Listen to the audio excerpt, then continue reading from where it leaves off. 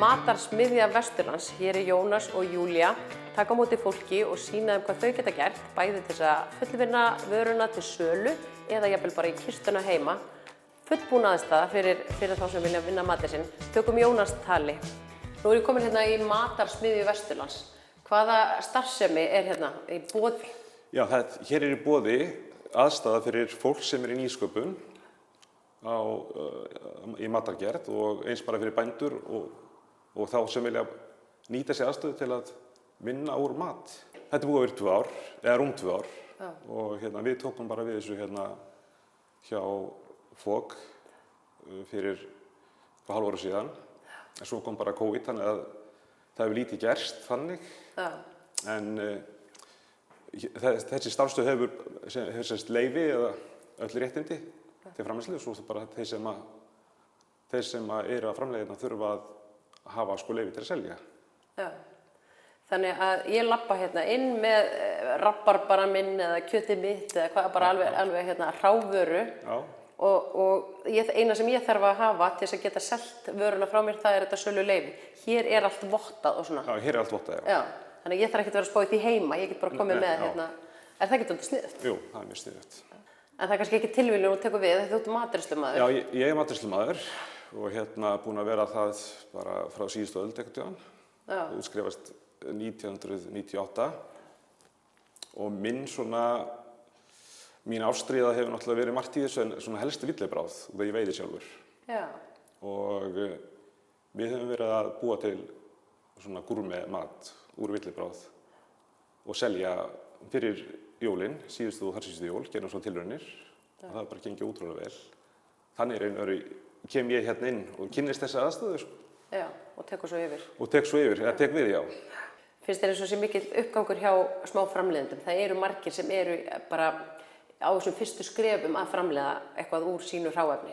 Já, algjörlega. Það er alltaf mín upplifun. Og maður sér það bara að maður fer á sækir matamarkaði og eitthvað svoleiðis, þá eru fullt af nýjum andlitum og fólk sem er að byrja og svona lengra komnir. Þannig að, já, algjörlega mín upplifun. En við svo sem höfum ekki mikla reynslu hérna, eða ég persónulega, af leigunni eins og en ég veit að þetta verið vel sótt á síðsumars og haust og fram á jólum. Já, og jafnvel kannski bara fyrir fólk bara stórar fjölskyldur sem er til sveita að fá bara almennilega aðstöðu, leigja þetta 1 dag eða hálfan dag, að þá ertu bara getur vakuumpakkað og þetta bara tilbúin með þetta í kistuna. Gert slátri eða bjúin eða hvað það er. Hverjir eru það sem geta nýtt þessa aðstöðu? Er það bara borgverðingar eða vestlendingar eða bara allir? Þetta er náttúrulega upphaflega ætlað fyrir svæðið hérna, en þetta er fyrir alla. Það er allra hagur þetta sé nýtt, þannig að Já, þannig að framleiðendum þess vegna á höfuðborgarsvæðinu er algjörlega velkomna að hafa samband. Já, staðið til búið að hafa samband. Já, algjörlega. Sem er að byrja að geta. Já. Þeir sem eru áhugasamir þetta, hvar hafa þeir samband við ykkur? Hvernig komast þeir í þetta? Já, við erum á Facebook, Matarsmiðjan, þar. Og við erum e-mail, ef ég maður rétt. Matarsmiðjan@gmail. Já, Matarsmiðjan@gmail. Já.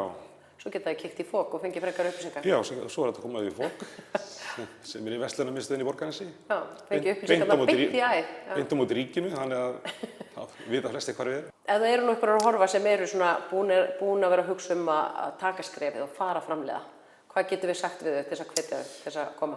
Já, bara fara af stað. Koma og hitta okkur og skoða aðstöðuna og ég held að vefist upp fyrir fólki einhverjar svona græjur sem líta út fyrir flóknar og allt þetta. Það geta allir eldað. Það er bara þannig.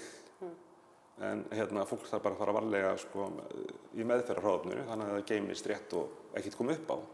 Það er það sem skiptir máli, finnst mér. Og það er það sem maður fengi aðstoð við hérna, aðeins leiðbeiningar hvernig það eigi að haga sér. Já.